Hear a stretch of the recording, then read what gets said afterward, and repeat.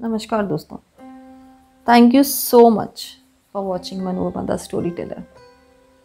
आज एक बहुत ही इम्पॉर्टेंट टॉपिक के ऊपर हम बात करेंगे, इमोशंस एंड फीलिंग्स। आज हम समझने की कोशिश करेंगे कि इमोशंस एंड फीलिंग्स का हमारी ज़िंदगी में क्या महत्व है, और ये मुझे क्यों शेयर करने का मन किया क्योंकि मैंने अभी रिसेंटली फिर से सीक्रेट द मूवी जो है, आपने भी शायद सुना होगा, हो सकता है देखी भी हो आपने। It is about law of attraction, उसके बारे में बात करती है। ये बात करती है dream, believe, ask and receive. और एंड में एकदम आप लास्ट क्लिप में जाएंगे ना, तो वो एक लेडी को आप देखेंगे बीच पे, और वो रेत पर एक डंडी से लिखती हैं फील गुड। हम इस फील गुड के बारे में बात करना चाहते हैं। What is this? क्या होता है feel good? It's a feeling. जब हम फील गुड करते हैं तो आसपास कितनी भी कमी हो, कैसे भी हालात हो, कैसी भी सिचुएशन हो, मगर हमको बहुत अच्छा लग रहा होता है। और वो अच्छा लगता रहना बहुत ज़रूरी है, बिकॉज जब हम फील गुड करते हैं इसका मतलब है that we are vibrating high. और जब हमारी वाइब्रेशन हाई होती है तो हम जिंदगी की बेहतरीन चीज़ों को, जैसे पीस, हैप्पीनेस, हेल्थ, अच्छी चीज़ों को अपनी तरफ आकर्षित कर पाते हैं। ये हमको समझना है। नॉर्मल अगर आप दुनिया में देखें तो हम इमोशंस को एक कर्स की तरह मानते हैं। बहुत सारे लोग, मैं अपनी माँ को भी देखती हूँ कि हाँ मेरे साथ ऐसा हुआ, हाँ मेरी बात किसी ने नहीं समझी, हाँ इसीलिए मुझे ऐसे करना पड़ेगा, या मुझे रोते ही रहना पड़ेगा, या मेरे साथ XYZ। इमोशंस सिर्फ रोने का नाम नहीं है। इमोशंस सिर्फ बुरी चीज़ों को महसूस करने का नाम नहीं है। इमोशंस अच्छी चीज़ों को महसूस करने का नाम भी है, जैसे जॉय, जैसे पीस। एक्चुअली अगर देखा जाए तो क्या इतना आसान है हाई वाइब्रेशन रखना और पूरे टाइम उसे मेंटेन कर पाना? मैं कहूँगी नहीं, आसान तो नहीं है। लेकिन अगर सीखना चाहें तो हम सीख सकते हैं। इतना मुश्किल भी नहीं है जितना हम सोचते हैं ना कि ओह कैसे होगा, इतने मुश्किल हालात हैं, नौकरी नहीं है, खाने को नहीं है, सेहत अच्छी नहीं है, फिर कैसे वाइब्रेट हाई करें? टेक्निक है, हम सीख सकते हैं। बहुत सारे लोग हैं जो इस दुनिया में सिखा रहे हैं।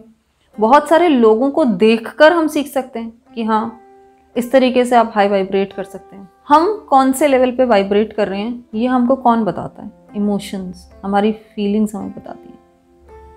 फीलिंग्स और इमोशंस का बहुत ही गहरा संबंध है। जैसे हमारे शरीर में अलग अलग सिस्टम्स लगाए गए हैं, जैसे रेस्पिरेटरी सिस्टम, ताकि हमारी सांस का आवागमन सही तरीके से चलता रहे, जैसे नर्वस सिस्टम, जैसे डाइजेस्टिव सिस्टम।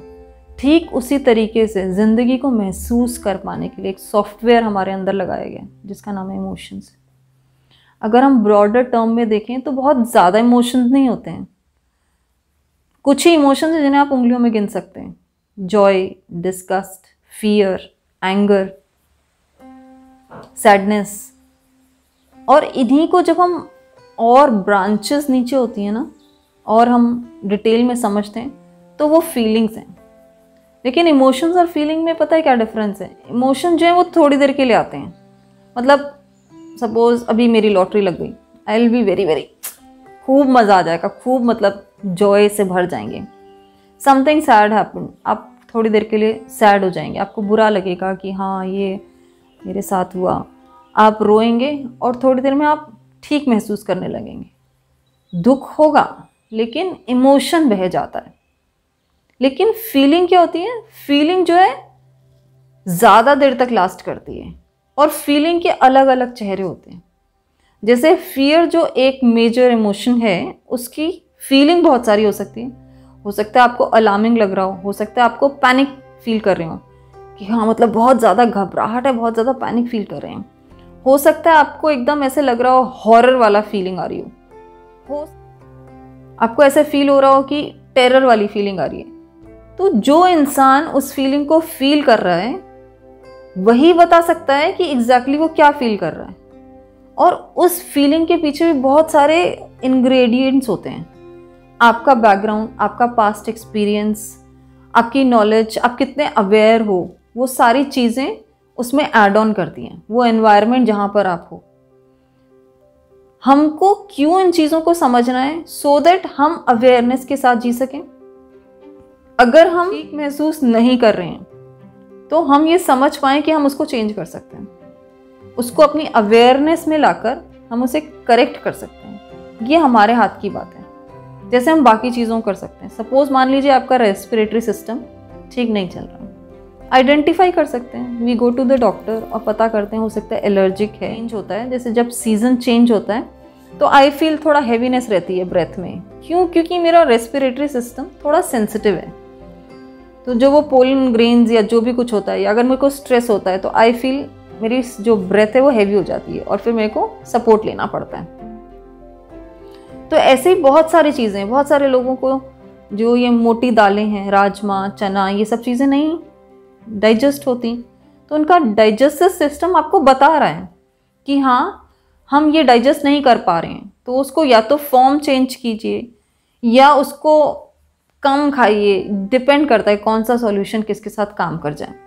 ठीक उसी तरीके से हमारा जो इमोशनल सॉफ्टवेयर है, जो सॉफ्टवेयर जो हमें बताता है कि आप ऐसा महसूस कर रहे हैं, ऐसा नहीं है कि हम जैसा महसूस कर रहे हैं हम वैसा ही महसूस करते रहें सारी ज़िंदगी। नो, पहले आपको उसको अवेयरनेस में लाना पड़ेगा। उसके लिए भी आप हेल्प ले सकते हैं, लेकिन खुद से भी बहुत सारी करेक्शंस हम कर सकते हैं, लोगों को देखकर, पढ़कर, उसके बारे में जानकारी हासिल करके।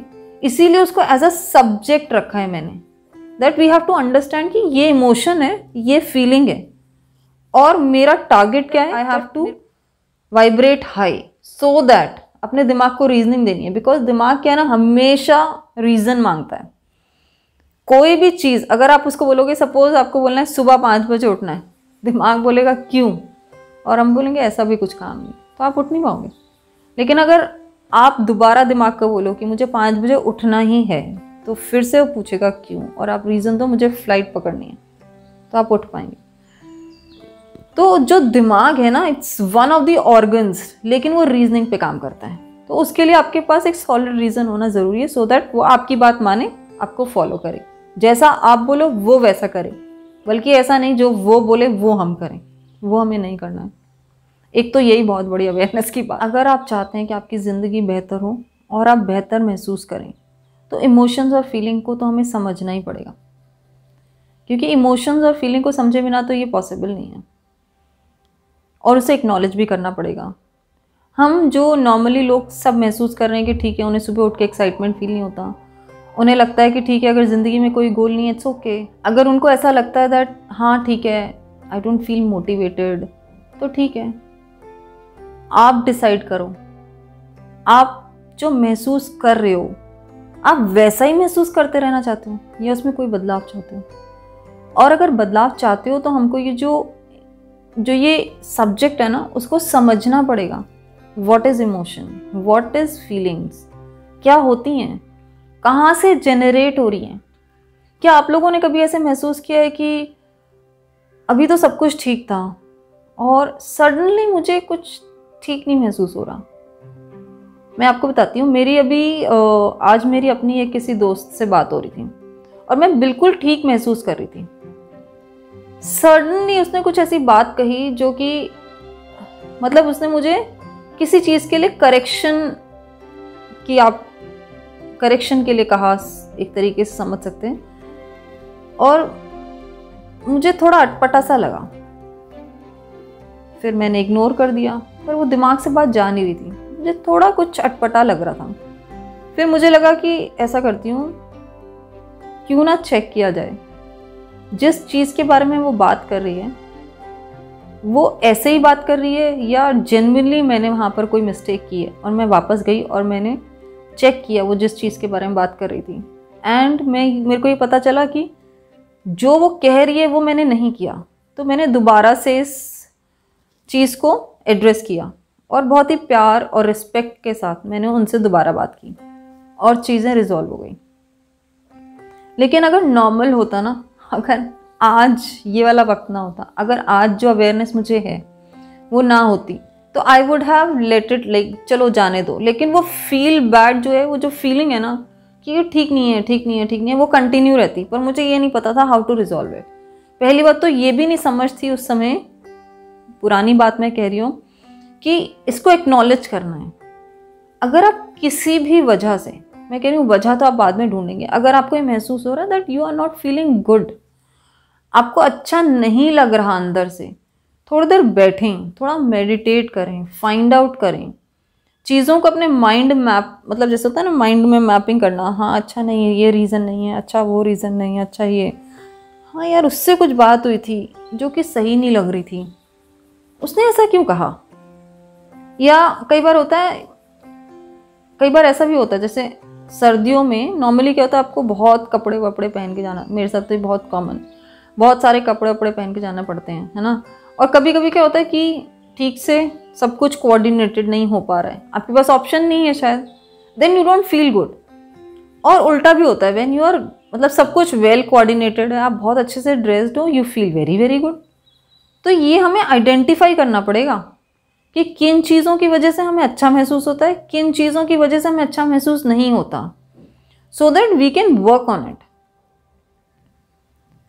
बस इमोशन हैं क्योंकि ऊपर वाले ने दिए हैं और इसलिए हम महसूस कर सकते हैं, तो बस महसूस करते जा रहे हैं, नो मैटर, क्या फ़र्क पड़ता है।